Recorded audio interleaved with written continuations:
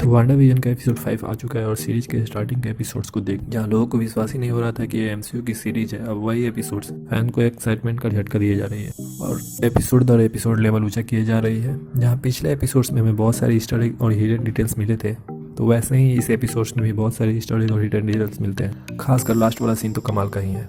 तो चलिए एक एक कर सब पे बात करते हैं। तो स्पॉइलर अलर्ट तो बनता है। तो मूवी इनसाइडर से मैं हूं मोहित और आपसे रिक्वेस्ट है वीडियो को लाइक कमेंट शेयर करने की तथा चैनल को सब्सक्राइब करने की और हाँ घंटा जरूर बजा देना। वैसे तो हम सब प्रीवियसली रिकैप को या तो फॉरवर्ड कर देते हैं या उस पर फोकस ही नहीं करते हैं, बट मार्वल वालों ने यहाँ भी अपना खेल दिखा दिया है।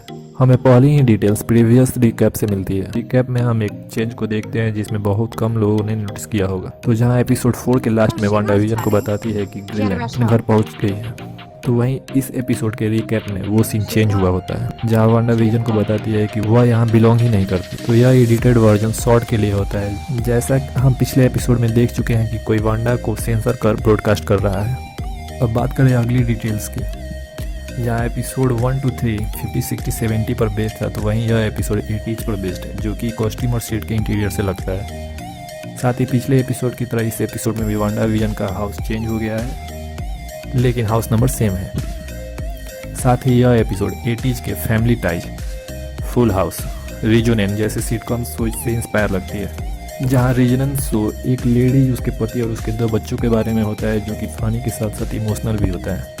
ठीक वैसा ही कुछ इस एपिसोड में भी देखने को मिलता है। साथ ही एपिसोड का इंटीरियर 80s के सिटकॉम फैमिली टाइज से सिमिलर है, जिसे हम उनके लिविंग रूम और ग्लास से समझ सकते हैं। सारी फैमिली टाइज के ओपनिंग क्रेडिट में पोर्ट्रेट पेंटिंग होती है और इस एपिसोड में सेम उसी तरह की वांडा विजन की पोर्ट्रेट पेंटिंग दिखती है। वांडा विजन के ट्विंस की भी सिमिलरिटियाँ दिखती है फैमिली टाइज के एंडी केटन के साथ। सीजन 4 में एंडी का जन्म होता है और पूरा सीजन बेबी के रूप में निकलता है, और सीजन 5 में बिना किसी एक्सप्लेनेशन के वो अचानक 5 वर्ष का हो जाता है, जैसा बिली और टॉमी हो जाते हैं।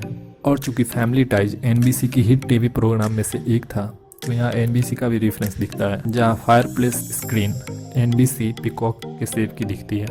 अगला डिटेल्स हमें एक बुक के बारे में मिलता है। तो जब विजन बिली को चार्ल्स डार्विन की द डिसेंट ऑफ मैन पढ़कर शांत कराने की कोशिश करता है, तो यह बुक एवोल्यूशन के बारे में है और पूरा एपिसोड में बिली और टॉमी लगातार एवोल्यूट और ग्रो हो रहे हैं। और अगला डिटेल्स हमें एग्निस के बारे में मिलता है, जहाँ पिछले एपिसोड की तरह यहाँ भी हमें हिंट्स मिलता है कि एग्निस ही अगाथा हार्कनेस है। जहाँ इस एपिसोड में वो वांडा के बच्चों की नैन्सी की तरफ बिहेव कर रही है और खुद को एंटी एग्निस बोलती है। कॉमिक्स में अगाथा हार्कनेस को अक्सर एंट अगाथा कहा जाता है। कॉमिक्स में अगाथा हार्कनेस वांडा की मेंटर होती है। अब यह गौर करने वाली बात है कि जब भी वांडा को हेल्प चाहिए होता है, एग्निस अचानक ही वहां आ जाती है, जैसे पहले एपिसोड में नेवर की तरह जब उसको किचन में हेल्प चाहिए होती है, या फिर सेकंड एपिसोड में जब वांडा विजन को मैजिक के लिए एक पेट की जरूरत होती है, या फिर थर्ड एपिसोड में जब मोनिका की रियलिटी बतानी होती है, और अब इस एपिसोड में जब उन्हें एक बेबी सीटर की जरूरत होती है, तो वह अचानक ही आ जाती है, जैसे उसको पहले से ही पता हो। साथ ही जब पूरे वेस्ट व्यू के निवासी ब्रेन वॉश्ड हुए लगते हैं, तो एक अकेली एग्निस ही होती है जिसका खुद पर कंट्रोल होता है। और यह इस एपिसोड में दिखता भी है जब एग्निस वांडा से यहाँ उसके बच्चों को संभालने जाती है। तो विजन एग्निस से बच्चे को संभालने के बारे में पूछता है, और तभी एग्निस अपनी कैरेक्टर के अपोजिट एक सीरियस कैरेक्टर की तरह वांडा से पूछती है, मतलब कि क्या हमें फिर से शुरू करना चाहिए। और आप गौर करोगे तो उस मोमेंट पर बच्चों की रोने की आवाज़ और बैकग्राउंड म्यूजिक भी बंद हो जाता है। जैसे किसी रियल शूटिंग में एक्टर अपनी लाइन भूल जाता है या कुछ गड़बड़ हो जाता है, तो वो पूछता है कि क्या फिर से स्टार्ट करें। इसके साथ ही वो बच्चों को सडनली मरने पर भी नहीं घबराती और वो ही कुत्ते को मारा हुआ पाती है। एक बार फिर एग्निस ने अपने हस्बैंड का नाम लिया है, जिसे अभी तक इस सीरीज में दिखाया नहीं गया है। और जैसा कि जिमी वेस्ट व्यू में एक मिसिंग पर्सन के केस के लिए गया था, सो रैल्फ वो मिसिंग पर्सन हो सकता है। साथ ही एक थ्योरी यह भी चल रही है कि रैल्फ एक्चुअली में मेफिस्टो हो। और पिछले एपिसोड से यह पता चलता है कि एग्निस के रैबिट का नाम सेनोर स्क्रैची है और मेफिस्टो का उपनाम निक स्क्रैच है। और कॉमिक्स में अगाथा हार्कनेस के बेटे का नाम निकोलस स्क्रैच है। सो कनेक्शन आप समझ ही सकते हैं। साथ ही मेरा डाउट डॉटी पर भी है कि वो ही मेफिस्टो हो, जैसे मैंने पिछले वीडियो में कवर किया है। साथ ही वांडा विजन के ओपनिंग क्रेडिट थीम सॉन्ग में टीनेजर वांडा दिखती है, लेकिन अगर आप बैकग्राउंड पर ध्यान दोगे तो वह वार जोन जैसी होती है, जो सिविल वार के कारण बंद है, जिससे पता चलता है कि वांडा का बचपन कितने डिस्टर्बिंग गुजरा है, स्पेशली उसके पेरेंट्स के जाने के बाद।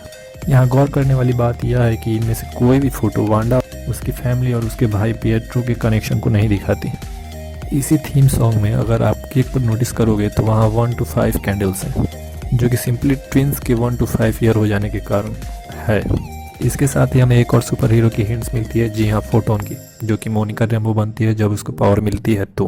और पिछले एपिसोड में जैसा लोग अनुमान लगा रहे थे कि यह एपिसोड उसे कंफर्म ही करता है। पिछले एपिसोड में जब मोनिका वेस्ट व्यू से बाहर आकर गिरती है तो हम देखते हैं कि उसके साथ वांडा के मैजिक भी दिखता है। और इस एपिसोड में मोनिका को मेडिकल हब में देखते हैं, जहाँ डॉक्टर फिर से चेक करने की बात करते हैं और ब्लड सैंपल लेने को बोल रहे हैं, क्योंकि उसकी एक्सरे और ब्लड रिपोर्ट क्लियर नहीं आई होती है। साथ ही उसके कपड़े जो उसने वेस्ट व्यू में पहना होता है वो बुलेट प्रूफ होते हैं। तो यह फोटोन कैरेक्टर की ओरिजिन हो सकती है, जैसा कि कॉमिक्स में भी हुआ होता है। आगे जब जिमी वांडा की हिस्ट्री डिस्प्ले करता है तब आप सुकोविया अटैक के न्यूज फुटेज पर 113 लिखा देखते हैं। 113 एवेंजर के इशू 113 का रेफरेंस हो सकता है, जिसके कवर पर वांडा विजन को फीचर किया गया था और वहाँ वांडा बोल रही होती है कि दुनिया को विजन के डेथ का बदला चुकाना पड़ेगा। कॉमिक्स में वांडा इसलिए भी अपसेट रहती है कि दुनिया वांडा को, जो कि एक म्यूटेंट है, और विजन को, जो कि एक सेंटिनेंट रोबोट है, प्यार करते हुए देखना पसंद नहीं करती। आगे हमें सॉर्ड के मॉनिटर पर एक न्यूज़पेपर द डेली न्यूज का फ्रंट पेज दिखता है, जो कि रेफरेंस है डेली बगल का। जी हाँ, वही न्यूज़पेपर जिसमें स्पाइडरमैन काम करता है। और साथ ही स्पाइडरमैन फार फ्रॉम होम में हमें द डेली बग और उसके संपादक जे जोना जॉनसन को स्क्रीन पर देखते हैं, जहाँ स्पाइडरमैन की आइडेंटिटी रिवील होती है। द डेली न्यूज़पेपर को सिविल वॉर में भी देखा जा चुका है। यहाँ पहली बार हमें वांडा के पेरेंट्स का नाम पता चलता है, जो कि कॉमिक्स से डिफरेंट होता है, जो कि इराना और ओले मैक्सिमॉफ होता है। तो वहीं कॉमिक्स में इन्हें टेजोनियो और मारिया के नाम से जाना जाता है। साथ ही यहाँ पता चलता है कि वांडा का जन्म 1989 में हुआ है और इसी साल एक्ट्रेस एलिजाबेथ ओल्सेन, जो वांडा की रोल प्ले कर रही हैं, उनका भी जन्म हुआ है। बट अगर आप स्क्रीन पर नोटिस करोगे तो वहाँ उसकी डेट ऑफ बर्थ 1988 होती है। कॉमिक्स में वांडा का कोड नेम स्कारलेट विच है, बट एमसीयू में वांडा ने अपना कोई कोड नेम यूज नहीं किया। इसलिए जब हावर्ड वांडा का निकनेम पूछता है तो जिमी बताता है कि उसका कोई भी निकनेम नहीं है। और इन सभी इंसिडेंट के बाद आगे की इवेंट्स में हम वांडा को स्कारलेट विच कोड नेम से भी देख सकते हैं। आगे की सीन में हावर्ड डॉर्टी की बात को जिस प्रकार कट करता है तो वह अलग ही डिटेल्स देती है, जहाँ डॉर्सी बोलती है हावर्ड इज ए, लेकिन तभी हावर्ड बोलता है टेररिस्ट। मे भी यह कोई हिंट्स हो, जैसे सील्ड में हाइड्रा के मेंबर इन्वॉल्व हो गए थे, वैसे ही सॉर्ड में हावर्ड और कुछ लोग टेररिस्ट ऑर्गेनाइजेशन से कनेक्टेड हो सकते हैं। वैसे भी मोनिका के जाने के बाद हावर्ड सॉर्ड का हेड बनता है और जब मोनिका वापस आती है तो सॉर्ड में चेंजेस पाती है, जैसे 5 इयर्स में सिक्योरिटी गार्ड का चेंज हो जाना, सॉर्ड द्वारा आर्टिफिशियल इंटेलिजेंस, नैनोटेक और सेंटिनल वेपन पर काम करना, और सबसे बड़ी बात विजन के मरने के 5 साल बाद भी उसकी बॉडी को डिसेंबल करना, जो कि समझ में नहीं आता। कहीं वो इसकी बॉडी का यूज वेपन बनाने के लिए तो नहीं कर रहे थे। और विजन की बॉडी सॉर्ड के हेड क्वार्टर से चोरी हो जाने पर भी उसके हेड को 9 दिन के बाद उसकी खबर पड़ती है। वेस्ट व्यू में जो विजन है वो एक्चुअली विजन है या नहीं, इसका जवाब हमें इस एपिसोड में मिल जाता है, जहाँ हावर्ड सॉर्ड के हेड क्वार्टर की एक वीडियो फुटेज चलाता है जिसमें वांडा लैब से विजन की बॉडी चुरा रही होती है। अब इससे पता चल जाता है कि वेस्ट व्यू में विजन रियल का है, बट वो जिंदा है या नहीं इसकी क्लेरिफिकेशन नहीं है, क्योंकि पिछले एपिसोड में वांडा विजन को डेड स्टेट में देखती है। साथ ही इस पर भी डाउट है कि क्या यह सब वांडा ने अपनी मर्जी से किया है, क्योंकि एपिसोड में एक जगह वांडा बोलती है कि उसे सच में नहीं पता कि कैसे वेस्ट व्यू स्टार्ट हुआ। सो हो सकता है वो किसी सिनिस्टर फोर्स से पोसेस्ड हो जब वो विजन की बॉडी चुरा रही हो, मे बी मेफिस्टो या चिटोन, या पॉसिबल भी हो सकता है। आप क्या सोचते हैं कमेंट्स में बताएं। साथ ही इस एपिसोड में हमें एवेंजर ईटिंग का एक डिलीटेड सीन दिखता है, जो कि पोस्ट क्रेडिट सीन होता है, जिसे रिसेंटली पॉल बेटनी ने भी कंफर्म किया है। उन्होंने बताया था कि इन गेम में एक सीन था जिसमें वांडा विजन की लाश को एक बॉडी बैग में देखती है। सो हो सकता है कि यह सीन जिसमें वांडा विजन की बॉडी सॉर्ड के हेडक्वार्टर से चुरा रही हो वह इसका एक्सटेंडेड वर्जन हो, जिसे केविन फेगी ने निकलवा दिया था, क्योंकि यह सीन फिल्म के मूड में फिट नहीं हो रहा था, जो कि यहाँ इस सीरीज में करेक्ट फिट होती है। तो यह स्मार्ट मूव है, मार्वल ने अपने डिलीटेड सीन को भी स्मार्टली यूज कर रहा है। और इस एपिसोड में हमें पता चलता है कि वाकांडा में थैनोस के खिलाफ अपनी जान देने के बाद विजन का क्या होता है। तो थैनोस के द्वारा माइंड स्टोन ले लेने के बाद विजन की डेथ हो जाती है और विजन की बॉडी सॉर्ड की कस्टडी में चली जाती है। उनकी कस्टडी में जाने का सीन भी बनता है, क्योंकि वो sentient weapon observation and response department है। यहाँ विजन की बॉडी को डिसेंबल किया जाता है लैब में, जो कि वीडियो फुटेज में दिखता है। और यह फुटेज 1989 में आई comics West Coast Avenger issue 43 से भी काफ़ी सिमिलर है। जैसा कि कॉमिक्स में वांडा विजन को अलग अलग पार्ट्स में लेबोरेटरी में बिखरा देखती है। अगला डिफरेंस हमें सैटेलाइट के इमेज से मिलता है, जहां स्क्रीन पर आप सैटेलाइट नंबर 348 लिखा देख सकते हैं। यह कॉमिक्स एवेंजर इशू 348 का रेफरेंस है, जहां विजन ने इस कॉमिक्स में एक कैरेक्टर को जो कि डेथ बेड पर था एक ऐसे कैरेक्टर में चेंज कर दिया था जो कि ऑलरेडी मर चुका है, और कुछ ऐसा ही हमें इस शो में भी देखने को मिल रहा है। तो वहीं एपिसोड 5 में कंफर्म हो जाता है कि सोकोविया एकॉर्ड्स फेज 4 में भी लागू रहेगा, और इस थ्योरी को भी सपोर्ट कर रहा है कि इसे लागू कराने के लिए सॉल्ट रिस्पॉन्सिबल है। सोकोविया एकॉर्ड्स का एक पहलू आर्टिफिशियल इंटेलिजेंस डेवलप करना है, जो कि एपिसोड 4 में दिखता है सॉल्ट उसमें इंटरेस्टेड है। मोनिका जो कि हार्वर्ड के पहले सॉल्ट की हेड थी बट थेनोस के स्नैप के कारण अब नहीं है, वह पाती है कि सॉर्ड के कुछ नए और क्रू अप्रोच हैं, जिसमें सेंटिनल वेपन को बनाना और वांडा को टेररिस्ट बनना, यहाँ तक कि उसे मारने का भी निर्देश देना है। तो कोविया एकॉर्ड्स को इसके पहले Captain America Civil War movie में देख चुके हैं, जो इसका महत्वपूर्ण पार्ट था, और जो लोगास में वांडा की पावर यूजिंग के लिए डायरेक्ट रिएक्शन था, जिसमें सिविलियन की जान जाती है। एपिसोड में एक जगह डार्सी विजन को बोलती है, Father knows best in suburbia. अब यह सिटकॉम शो का रेफरेंस है, जो कि 50s में आई फादर नोज बेस्ट सिटकॉम की है, जो उस समय 200 एपिसोड चली थी। अगला डिटेल्स हमें एक डॉग का मिलता है, जहां एपिसोड में बिली और टॉमी एक डॉग का नाम स्पार्की रखते हैं, जो कि टॉम किंग की कॉमिक्स का रेफरेंस है, जहां कॉमिक्स बुक में स्पार्की एक ग्रीन डॉग था जिसे विजन ने अपनी फैमिली के लिए क्रिएट किया था, और वहां भी इसकी डेथ हो गई थी। आगे हम विजन के हाथ में न्यूज़पेपर देखते हैं, जिसके बैक पेज पर टीवी और VHS प्लेयर का ऐड होता है। यह एक और ब्रिलियंट नोट था कि वांडा और विजन इस सिटकॉम वर्ल्ड में ट्रैप हो चुके हैं। आगे विजन न्यूज़पेपर पढ़ रहा है, जिसकी हेडिंग होती है local home makers involving recipes.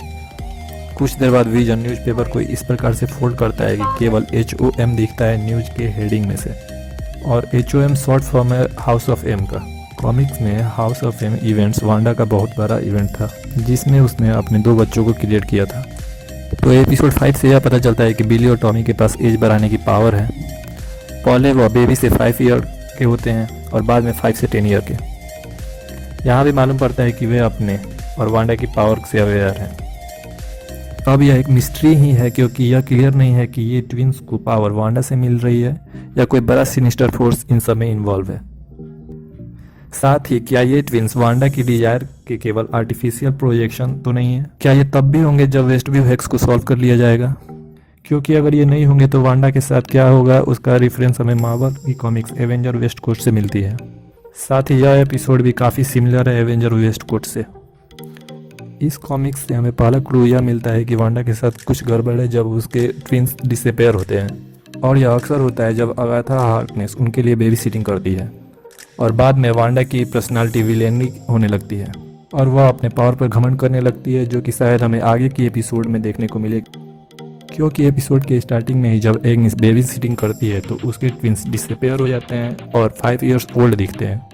Most of the episode हम ट्विंस को रेड और ग्रीन आउटफिट में देखते हैं। यहाँ मार्वल वालों ने कलर कोड पर भी अच्छा ध्यान दिया है। यहाँ रेड और ग्रीन कलर कॉमिक्स बुक से बिली और टॉमी का सिग्नेचर कलर है। जब विली यूनिकॉर्न बनता है तो उसका आउटफिट रेड होता है, और टॉमी स्पीड बनता है जिसका आउटफिट ग्रीन कलर का होता है।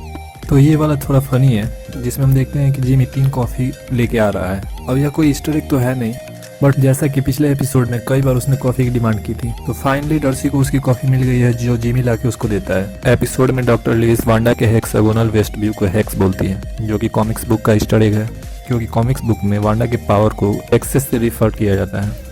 साथ ही कॉमिक्स में वांडा एक मैजिकल मेंटर से एक्सेस मैजिकल एबिलिटी सीखती है और उसकी ट्रेनिंग भी होती है, और यह सभी स्कारलेट विच थीम की तरफ जाती है। जैसा कि यहाँ पता चलता है कि वांडा का कोई निकनेम नहीं है। साथ ही लुइस ने हेक्स का भी जिक्र कर दिया है, तो हो सकता है कि आगे स्क्रीन पर हमें वांडा स्कारलेट विच नाम से मिले। स्पाइडरमैन फार फ्रॉम होम के पोस्ट क्रेडिट सीन में हमें निक फ्यूरी के पीछे हेक्स दिखता है, और जैसा कि इस क्रेडिट सीन से पता चलता है कि फ्यूरी स्पेस में है, तो यह कंफर्म हो जाता है कि वह वहां से इस इंसिडेंट पर अपनी ध्यान रखे हुए है। साथ ही दोनों ही इंड गेम के बाद के शो हैं, जहां वांडा विजन इंड गेम के तुरंत बाद का है, तो वहीं फार फ्रॉम होम 1 साल बाद का है। तो हो सकता है फ्यूरी हेक्स पर रिसर्च कर रहे हों। आगे इस एपिसोड में मोनिका पाती है कि वांडा वेस्ट व्यू के अंदर अलग रियलिटी क्रिएट कर रही है, जब वो पाती है कि उसकी 70s की क्लोथ भी उसी मटेरियल की बनी है जैसा क्लोथ पहनकर वो फेक हेक्स रियलिटी में इंटर की थी। मतलब कि फेक हेक्स में किसी मैटर की इंटरनल मटेरियल तो सेम होता है, बस उसका स्वरूप चेंज हो जाता है। साथ ही मोनिका के ब्लड सैंपल के साथ भी कुछ प्रॉब्लम है। सो हो सकता है कि ऐसा कुछ बी कीपर के साथ भी हुआ हो और बाद में हमें एक एमसीयू का विलेन स्वाम देखने को मिले। साथ ही वांडा के पास केवल माइंड कंट्रोल और ऑब्जेक्ट को मूव कराने की पावर है, जो कि उसे माइंड स्टोन से मिली है। वह किसी भी ऑब्जेक्ट की बनावट को चेंज नहीं कर सकती, ना ही रियलिटी को। यह केवल रियलिटी स्टोन से किया जा सकता है, जो कि एथर का रेफरेंस है थॉर मूवी से। और जैसा हमें आगे लोकी की सीरीज देखने को मिलेगी, तो हो सकता है कि इस सीरीज में लोकी या लोकी की सीरीज का कुछ रेफरेंस मिले। वांडा की सडनली पावर इंक्रीज के बारे में जब डिस्कसिंग हो रही होती है, तो मोनिका बताती है कि वांडा पहले से ही इतनी पावरफुल थी कि वो खुद ही इंड गेम में थैनोस से निपट लेती अगर थैनोस एयर स्ट्राइक ब्लिट का ऑर्डर नहीं देता तो। और यह सभी वांडा के ब्रोकन हार्ट और माइंड के कारण हो रहा होता है। इसी डिस्कशन में वो कैप्टन मार्वल का भी नाम लेते हैं और बताते हैं कि दोनों ही कैपेबल थी थैनोस को हराने में। और चूंकि दोनों को ही पावर इन्फिनिटी स्टोन से मिला होता है, फिर भी केवल वांडा ही लग रही थी कि वो थैनोस को हरा सकती है। तो यह फैंस के लिए डिस्कसिंग टॉपिक है, क्योंकि मुझे भी लगता है कि अभी तक कोई भी सबसे पावरफुल है तो वो कैप्टन मार्वल है, क्योंकि उसे इन्फिनिटी स्टोन से पावर मिली है जैसा वांडा और विजन को मिली है। बट कैरोल इसलिए सबसे ज्यादा है क्योंकि वह क्री हाइब्रिड है। और इसी सेम डिस्कसिंग में जब जिमी वू कैप्टन मार्वल का नाम लेता है, तो आप मोनिका के फेस को देखेंगे तो उसका एक्सप्रेशन सब बोल देती है। ऐसा मालूम पड़ता है कि मोनिका का कैप्टन मार्वल के साथ कुछ लोचा है। साथ ही मोनिका की माँ मारिया कैरोल की अच्छी फ्रेंड थी। सो यह हो सकता है कि मोनिका अपनी माँ के लिए कैरोल को ही इनडायरेक्टली कसूरवार मानती हो, या फिर इसका कोई और रीजन हो सकता है जो कि हमें आगे के इवेंट्स में ही पता चलेगा। नेक्स्ट डिटेल्स की बात करें तो यहाँ हमें फैंटास्टिक फोर का ईस्टर एग मिलता है। जब मोनिका डॉर्सी से बोलती है कि वह एक एरोस्पेस इंजीनियर को जानती है जो उसकी हेल्प कर सकता है, तो वह यहाँ रीड रिचर्ड की बात कर रही है, जो कि फैंटास्टिक फोर में एक एरोस्पेस इंजीनियर है जिसे मिस्टर फैंटास्टिक कहा जाता है। और मार्वल ने एमसीयू में फैंटास्टिक फोर को कंफर्म कर दिया है। सो इस सीरीज में काफ़ी कुछ हिंट्स फैंटास्टिक फोर का मिलता है। साथ ही अगर आप स्पेनिश सबटाइटल को देखोगे तो वह एक ओमेन का जिक्र है, ना कि मैन का। सो या डॉक्टर सुसेन स्ट्रॉम एक इनविजिबल वोमेन का रेफरेंस हो सकता है फैंटास्टिक फोर से। आगे हम देखते हैं कि विजन के पास किसी को भी स्विच ऑन स्विच ऑफ मतलब एवैक करने की पावर होती है, जो कि पहले उसके पास नहीं होती। तो यहाँ एक comics book house of M का ईस्टर एग है, जिसमें वांडा एक फॉल्स रियलिटी क्रिएट करती है और अपने हिसाब से कैरेक्टर्स को बनाती है। इस कॉमिक्स में लैला मिलर नाम की एक लड़की होती है जो वांडा को किसी को भी इन्फ्लुएंस करने का और एक टच द्वारा पोसेस्ड करने के बारे में बताती है, जिसका यूज वो एवेंजर पर करती है, जिसे हमने एज ऑफ अल्ट्रॉन मूवी में भी देखा है। और इस एपिसोड में हम विजन को भी ऐसा करते हुए देखते हैं। अब आपने गौर किया होगा तो देखा होगा कि जब विजन नॉन को टच करता है तो वहाँ येलो एनर्जी की फ्लैश दिखती है, ना कि रेड की। रेड जो कि वांडा की पावर है। सो इसका कनेक्शन माइंड स्टोन से हो सकता है। विजन को उसकी लाइफ और ह्यूमैनिटी कॉस्मिक माइंड स्टोन से मिली होती है, जिसने उसने अपने सिर पर रखा होता है, जो कि इन्फिनिटी वॉर में थैनोस ले लेता है और विजन को मार देता है। माइंड स्टोन का कलर भी येलो है जैसा कि एनर्जी का था, और वांडा को भी अपनी पावर्स माइंड स्टोन से मिली होती है। तो हो सकता है कि वांडा अपनी माइंड स्टोन की पावर का कुछ हिस्सा विजन को दिया हो उसे पुनः जिंदा करते टाइम, जिससे विजन के पास भी एवैक करने की पावर आ गई हो। आगे एपिसोड की एक सीन में वांडा हेक्स रियलिटी से बाहर आती है और सॉर्ड का सामना करती है और उन्हें वार्निंग देती है कि वो वापस लौट जाएं। आपने गौर किया होगा तो वहाँ वांडा की सोकोवियन एसेंट को सुन सकते हैं। साथ ही यह भी कंफर्म हो जाता है कि वांडा वेस्टव्यू की रियलिटी से वाकिफ है, और आपने गौर किया होगा तो उसकी कॉस्ट्यूम भी इंड गेम जैसी ही है, जिसे यह कंफर्म होता है कि यह इवेंट इंड गेम के बाद की है। वांडा हेक्स से बाहर आकर जो ड्रोन हावर्ड के सामने फेंकती है वह स्टार्क कंपनी का है। थोड़ा गौर करने पर स्टार्क का लोगो उस पर दिखता है, तो यह यहाँ कंफर्म हो जाता है कि सॉर्ड स्टार्क इंडस्ट्री के वेपन्स को भी यूज करती है। इस एपिसोड में एक बहुत ही इंटरेस्टिंग सीन है जो कि मैग्नेटो का रेफरेंस है। मैग्नेटो कॉमिक्स में वांडा पिएट्रो का पिता है, तो इस सीन में जब वांडा सॉर्ड का सामना करती है तो उसका गेस्चर मैग्नेटो के जैसा ही होता है, जिसे हमने एक्स-मैन डार्क फिनक्स मूवी में देखा है। अब भाई यह सीन तो मुझे काफी इंटरेस्टिंग लगा है। आपका क्या ख्याल है इस रेफरेंस से? क्या हमें मैग्नेटो भी देखने को मिलेगा आगे? वहीं जब वांडा वेस्टव्यू से बाहर आती है तो आप गौर करोगे कि सॉर्ड की स्क्रीन पर वांडा के सिटकॉम का सिग्नल बंद हो जाता है। मतलब अगर वांडा वेस्टव्यू में है तो ब्रॉडकास्ट सिग्नल भी होगा। और पिछले एपिसोड की तरह इस एपिसोड में भी ऐड दिखता है जो कि फिर से वांडा के लाइफ से रिलेटेड है। इस एपिसोड में लायोस पेपर टॉवल का ऐड दिखता है जो कि लायोस नाइजीरिया का रेफरेंस है, जहां कैप्टन अमेरिका मूवी में वांडा एक्सीडेंटली इनोसेंट पीपल से भरे एक बिल्डिंग को डिस्ट्रॉय कर देती है। साथ ही इसका tagline lies for when you make a miss you didn't mean to भी काफ़ी इंटरेस्टिंग है, क्योंकि यह सब कैप्टन को बचाने के चक्कर में होता है। साथ ही अगर आपको कमर्शियल में जूस काफ़ी ब्लडी जैसा लग रहा है तो यह इंटेंशनली रखा गया है। वांडा विजन के सभी कमर्शियल सीधे वांडा से जुड़े हुए हैं, जहां स्टार्क टोस्टर बम को रिप्रेजेंट कर रहा है जिसने उसके पेरेंट्स को मारा, तो वहीं स्ट्रकर वॉच एक इविल मैन से है जिसने वांडा को उसकी पावर दी, और हाइड्रा सोप उसके और उसके भाई के ब्रेन वॉशिंग से। उसी तरह ब्लडी जूस लेगोस में मारे गए इनोसेंट पीपल से रिलेटेड है। साथ ही लोगास एड का कनेक्शन विजन के साथ भी है। एड में जब मैन वाइन को गिराता है तो वाइन का कलर माइंड स्टोन के कलर जैसा ही है, जो कि विजन के द्वारा जर्मनी एयरपोर्ट पर हुए एक्सीडेंट का रेफरेंस है, जहां विजन के माइंड स्टोन पावर से घायल हो वार मशीन पैरालाइज हो जाता है। इस सीरीज में टीवी एड हमें इन्फिनिटी स्टोन का रेफरेंस देते हैं। जहाँ पहले एपिसोड में स्टार टोस्टर का एड था जो कि पावर स्टोन के लिए था, तो वहीं सेकेंड एपिसोड में वॉच टाइम स्टोन के लिए। फिर टेसरेक्ट से बात सोक जो कि स्पेस टाइम के लिए था। ठीक वैसा ही इस एपिसोड में रेड ब्लडी जूस एथर का रेफरेंस है, मतलब कि रियलिटी स्टोन का। अब बचते हैं केवल माइंड और सोल स्टोन, जिसका मतलब है इस सीरीज में 2 और कमर्शियल होंगे। एपिसोड 1 और 2 के बाद हमें इस एपिसोड में फिर से मेलमैन दिखता है। जब बिली और टॉमी स्पार्की को ढूंढ रहे होते हैं तो इस सीन में डेनिस द मेलमैन ट्विन से बोलता है कि उसकी माँ उसे ज्यादा दूर नहीं जाने देगी, जिससे ऐसा लगता है कि वह वेस्ट व्यू रियलिटी से वाकिफ है। साथ ही एपिसोड 1 में डेनिस पहला मेंबर होता है जो वेस्ट व्यू में दिखता है, और एपिसोड में इसका कनेक्शन एग्निस के साथ भी दिखता है जब बिना वांडा विजन की उपस्थिति में दोनों बात करते हैं। इसमें डेनिस बोलता है कि don't shoot me, I am a messenger, जिससे लगता है कि यह दोनों एक दूसरे को जानते हैं। और अगर आप शॉर्ट के कैंप में बोर्ड पर ध्यान दोगे तो वहाँ सभी की पिक्चर होती है एक्सेप्ट डॉटी और एग्निस के पति के। साथ ही एग्निस के पिक्चर पर उसका ड्राइविंग लाइसेंस नहीं होता और हमें वहाँ डेनिस की भी पिक्चर नहीं दिखती। जब स्पार्की मर जाता है अकॉर्डिंग टू एग्निस, क्योंकि हमें वहाँ कुत्ते का बॉडी दिखाया नहीं जाता, तो बिली और टॉमी वांडा से बोलते हैं कि वह उसे वापस ला सकती है, तो वांडा बोलती है कि वह डेथ को रिवर्स नहीं कर सकती। अब यहाँ कुछ अजीब लगता है क्योंकि इस सीरीज में वांडा विजन को रिजेक्ट करती है, और अगर वह ऐसा नहीं कर सकती तो क्या विजन जिंदा भी है या केवल वांडा की मैजिक है। साथ ही कॉमिक्स में जब स्पार्की मर जाता है तो वांडा टोनी स्टार्क की मदद से उसे वापस लाती है। जब टॉमी और बिली को स्पार्की का पता चलता है कि स्पार्की मर चुका है तो वांडा से उसे जिंदा करने को कहते हैं, और एग्निस वांडा से बोलती है कि क्या तुम ऐसा कर सकती हो। अब यहाँ एग्निस पर डाउट जाता है कि वो वांडा की रियलिटी जान चुकी है कि वो मैजिक करती है। साथ ही यह भी हो सकता है कि स्पार्की को पॉइजन एग्निस ने ही दिया हो, जो देखना चाहती हो कि क्या वांडा किसी को मैजिक से जिंदा कर सकती है। एक ऐसी फैन थ्योरी आ रही है कि एग्निस का पति रैल्फ भी मर चुका है और एग्निस उसे जिंदा करने के लिए ये कर रही है। साथ ही अगर आप विजन और नॉर्म वाले सीन पर ध्यान दोगे तो वहाँ नॉर्म बोलता है कि सी इज इन माई हेड, वह वहाँ सी बोलता है ना कि वांडा। सो हो सकता है कि इस रियलिटी में एग्निस का ही हाथ हो जो अगाथा हार्कनेस हो सकती है, या फिर सी का रेफरेंस डॉटी से भी हो सकता है। आगे विजन इस बात पर वांडा को नोटिस कराता है कि वहाँ कोई भी और बच्चा क्यों नहीं है, बट एपिसोड 2 में हमें एक चैरिटी इवेंट दिखता है जो बच्चों के लिए होता है। अब जब बच्चे ही नहीं थे तो उस टाइम पर यह चैरिटी क्यों? साथ ही उनका जोर फॉर द चिल्ड्रन पर भी था।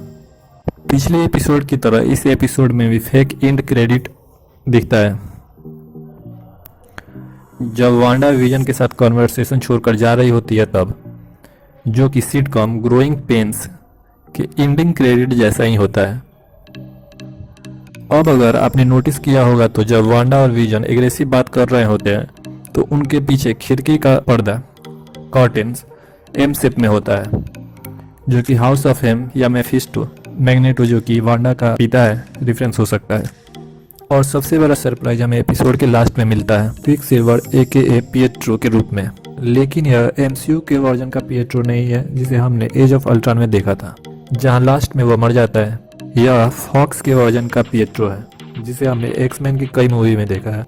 तो यहाँ कुछ क्वेश्चंस उठते हैं कि क्या यह मल्टीवर्स से कनेक्टेड है या फिर यहाँ पिएट्रो के एक्टर को चेंज कर दिया, जैसे कि डर्सी बोलती है कि वांडा रिकास्ट पिएट्रो, मतलब एमसीयू ने पिएट्रो की कास्टिंग फिर से की है और शो को इंटरेस्टिंग बनाने के लिए इवान पीटर्स को कास्ट किया है। और अगर यह मल्टीवर्स से रिलेटेड है तो वांडा किसी दूसरे शक्ल के आदमी को अपना भाई कैसे बोल सकती है? या यह भी हो सकता है कि मल्टीवर्स एग्जिस्ट कर रहा हो और वांडा ने रॉन्ग पिएट्रो को बुला लिया हो, जैसा उसके एक्सप्रेशन से लग रहा है, और डर्सी के स्टेटमेंट से, जिसका मतलब यह भी हो सकता है कि उसने दूसरे पिएट्रो को बुला लिया है। साथ ही पिएट्रो बोलता है कि लॉन्ग लास्ट ब्रो, और एक्समैन में पिएट्रो को तो दिखाया गया था बट वांडा को नहीं। सो हो सकता है कि वो बचपन में ही उससे दूर हो गया हो एक्समैन की यूनिवर्स में और अभी आया हो तो एमसीयू की वांडा को ही अपनी वांडा मान रहा हो। हमें पिएट्रो और वांडा का थोड़ा सा connection X Men day of future past में मिलता है, जहाँ पिएट्रो या फिर पीटर एक छोटी बच्ची के साथ दिखता है जो कि उसकी बहन होती है। तो यहाँ यह गौर करने वाली बात है कि यह छोटी लड़की वांडा नहीं है। इस मूवी में पीटर्स की छोटी बहन लोगन से बोलती है कि वह प्रिंसेस है। तब उसकी माँ उससे बोलती है कि जाके अपनी बहन को तंग करो, तो वह बोलती है कि उसकी बहन उसे ही तंग करती है। यहाँ यह क्लियर हो जाता है कि मैक्सिमफ के 3 बच्चे हैं, जिसमें से हम पीटर और उसकी छोटी बहन को तो देखते हैं और तीसरी बच्ची वांडा हो सकती है। कॉमिक्स की बात करें तो कॉमिक्स में क्विकसिल्वर के 3 अदर हाफ सिस्टर्स हैं। साथ ही यहाँ गौर करने वाली बात यह है कि फॉक्स के एक्समैन की टाइमलाइन में क्विकसिल्वर भी 80s का ही है। सो हो सकता है कि वांडा ने पिएट्रो को बुलाया हो और 80s में जो पिएट्रो था जो कि एक्समैन का था वो यहाँ पे आया हुआ है। तो ये रही 50 हिडन डिटेल्स वांडा विजन के एपिसोड 5 से। अगर मेरे से कुछ मिस हुआ हो तो आप कमेंट्स में बताएं। साथ ही आप अपना स्कोर भी बताएं कि आपको कितना पता था। साथ ही अगर आपको मेरी मेहनत थोड़ी सी भी पसंद आई हो तो वीडियो को लाइक, कमेंट, शेयर और चैनल को सब्सक्राइब जरूर करें। मिलते हैं किसी नए वीडियो में किसी नए टॉपिक के साथ। तब तक के लिए बाय।